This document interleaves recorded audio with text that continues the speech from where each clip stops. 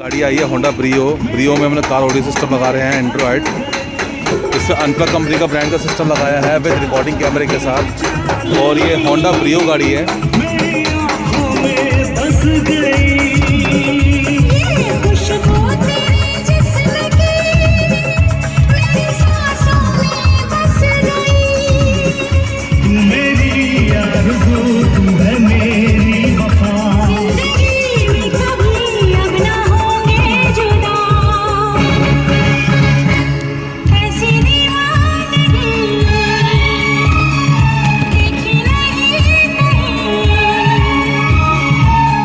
Front का camera यहाँ लगाया हमने, ये आप देख सकते हैं। ये फ्रंट में रिकॉर्डिंग कैमरा होता है ये वाला।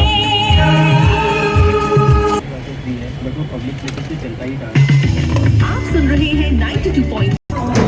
मेरे भी ले जाना साथ में।